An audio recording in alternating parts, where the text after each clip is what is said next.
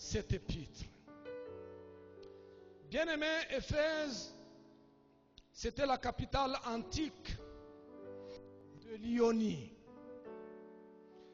Elle était située sur la côte occidentale de l'Asie mineure, à la jonction des voies commerciales naturelles qui menaient de l'Occident à l'Orient. Donc sur ce plan-là, Éphèse occupait une position stratégique dans le commerce en Asie mineure, parce que tous ceux qui venaient de l'Occident allant faire leurs affaires en Orient, ils devaient passer par Éphèse. C'est là que se trouvait le grand port. Tous ceux qui voulaient aller à Laodicée ou à Hiérapolis, ils devaient passer par la ville d'Éphèse. Et grâce à son climat exceptionnellement doux et à son sol fertile, les anciens colons ioniens venus d'Athènes au XIIe siècle avaient choisi comme emplacement de leur première colonie cette ville d'Éphèse. Donc on voit que même sur le plan climatique, sur le plan sol, c'était une ville favorable, une ville qui avait attiré les hommes, une ville qui était bonne pour y vivre. Et les colons ioniens qui étaient venus d'Athènes au XIIe siècle, avant Jésus-Christ, l'avaient choisi comme lieu d'emplacement de leur première colonie.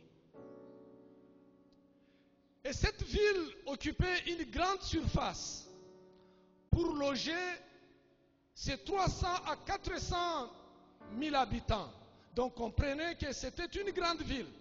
On dirait qu'elle était presque semblable à la ville de Lubumbashi vers les années 90 ou vers les années 80.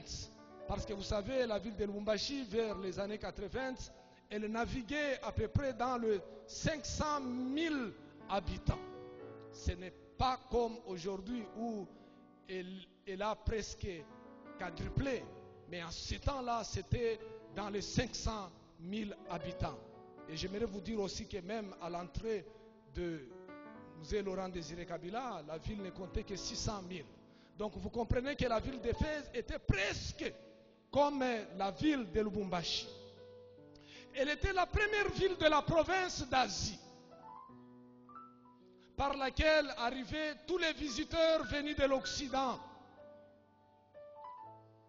Elle était en fait le plus grand centre commercial et la capitale religieuse de l'Asie mineure.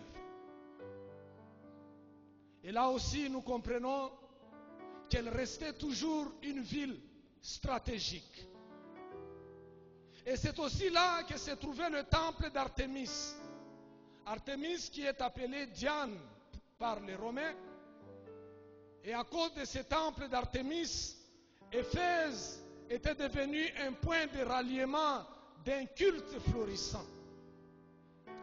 Des monnaies d'argent de nombreux pays qu'on avait trouvées en ces lieux attestent la renommée de cette déesse, la Diane d'Éphèse. Cette Diane était renommée dans tout le bassin méditerranéen. Et l'archéologie dit que sur la statue de Diane, on a découvert des formules utilisées sans doute comme incantation magique. On avait trouvé des formules qui étaient relatives à l'astrologie, à la sorcellerie, à l'exorcisme et à la confection d'amulettes. Donc c'était un culte qui n'était pas bon. À cause de ces cultes, à cause de cette déesse de Diane, les orfèvres qui fabriquaient des temples en miniature avaient constitué dans cette ville une corporation nombreuse et puissante. Mais il n'y avait pas que ça. Dans cette ville d'Éphèse, il y avait aussi le théâtre qui pouvait contenir entre 24 000 à 50 000 spectateurs. Donc là, vous comprendrez que toute l'Asie mineure pouvait se rendre à Éphèse pour aller se distraire. Et le stade était réservé aux courses et aux combats des gladiateurs. La ville était également illustrée pour son école artistique. Et l'histoire continue à dire qu'au temps de l'apôtre Paul, cette ville jouissait du statut de ville libre.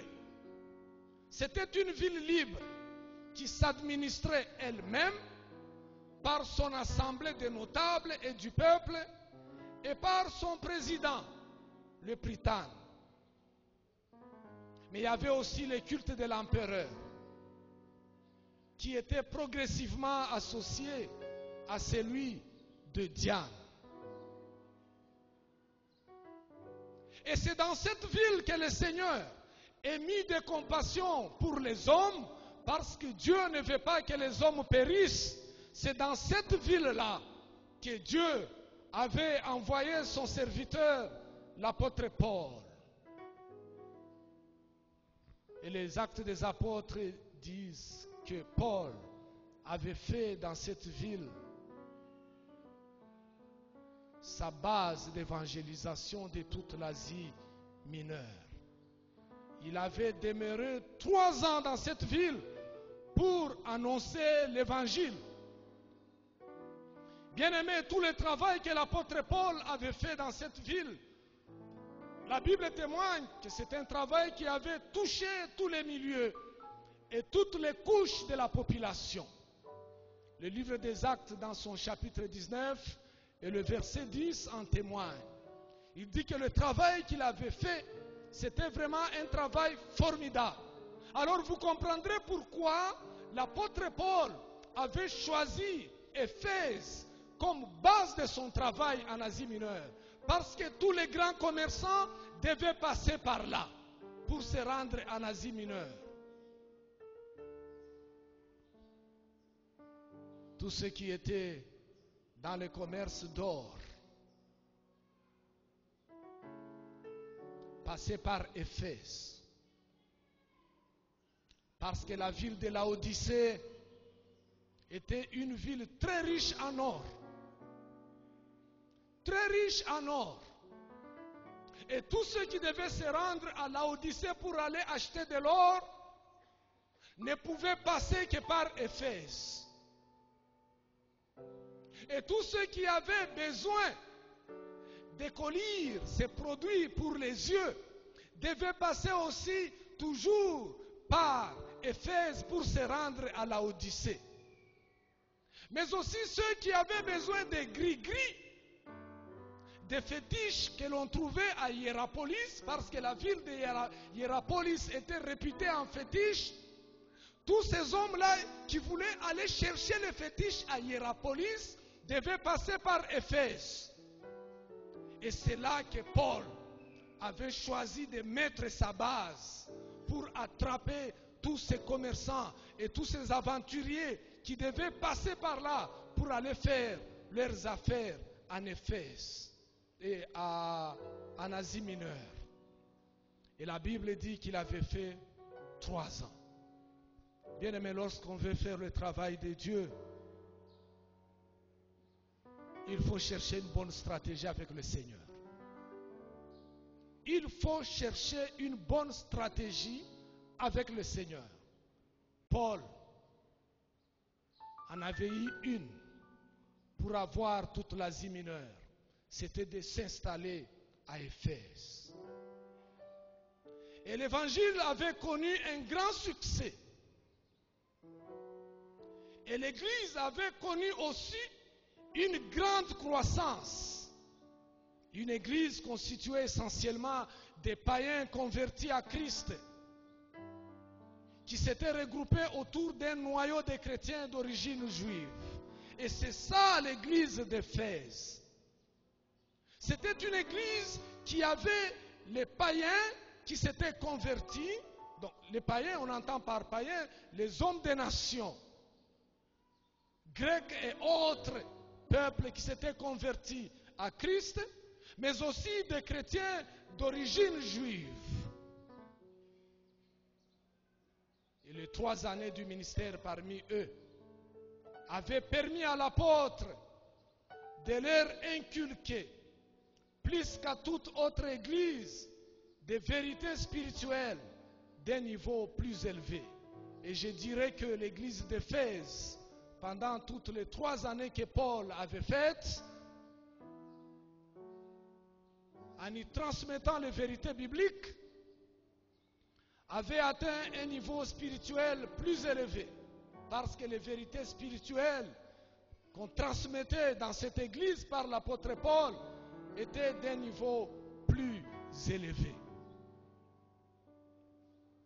Est-ce qu'on peut dire que l'église d'Éphèse était presque semblable à la nôtre? Était presque semblable à cette église où nous recevons chaque fois du nouveau, du haut de cette chair, des vérités spirituelles d'un niveau plus élevé. Mais malheureusement, sur le plan pratique, il y a un très grand décalage entre les vérités qui sont prêchées du haut de cette chair et la vie que nous sommes en train de mener.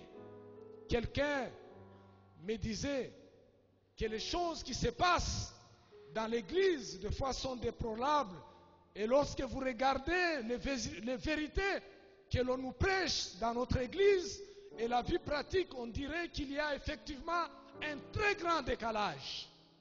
Bien-aimés, s'il y a ce grand décalage dans votre vie, sachez bien que devant Dieu, vous êtes inexcusable face aux vérités qui vous sont prêchées chaque jour du haut de cette chair, où les serviteurs de Dieu, le pasteur, s'époumonent pour vous transmettre les vérités d'un niveau plus élevé. Et nous sommes appelés à les mettre en pratique. Bien-aimés, nous sommes inexcusables avec tout ce qui nous est enseigné chaque mercredi, tout ce qui nous est prêché chaque vendredi, chaque dimanche. J'aimerais vous le dire que ce sont effectivement des vérités d'un niveau plus élevé et qui nous appellent à mener effectivement une vie qui plaît au Seigneur. L'apôtre Paul a travaillé pendant 3 ans. Il a enseigné dans cette église.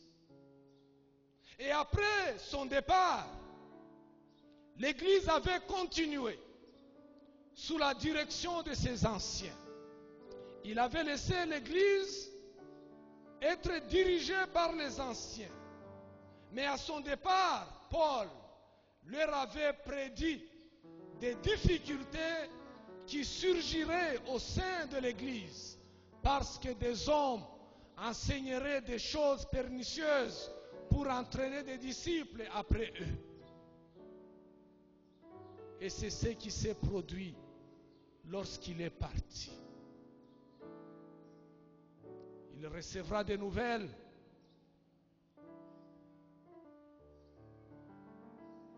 qu'il y a des hommes qui ont pris des chrétiens en otage. Ils transmettent des enseignements pernicieux au point qu'ils tentent d'entraîner les hommes derrière eux. Et Paul, de son emprisonnement où il était à Rome, il va leur adresser cette épître. L'épître de Paul aux Romains, c'est une épître de captivité. C'est une épître qui a été adressée aux Éphésiens par Paul pendant qu'il était dans l'emprisonnement. Et dans cette épître, il parle de la vie chrétienne profonde, de la réception du salut en Christ aux œuvres chrétiennes pratiques. Bien-aimés, une épître très riche. Une épître très riche sur les vérités qui concernent la vie, la marche chrétienne. Voulez-vous comprendre ce que c'est la vie chrétienne?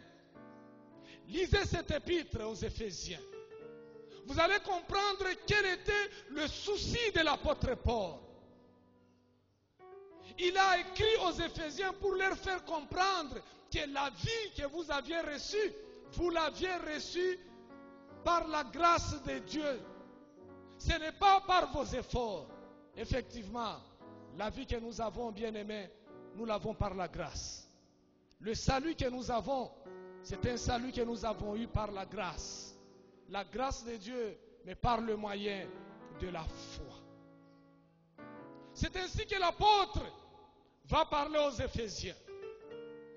Vous avez reçu gratuitement le salut, pas par vos efforts, mais aussi vous devez marcher. On reçoit la vie chrétienne pour marcher.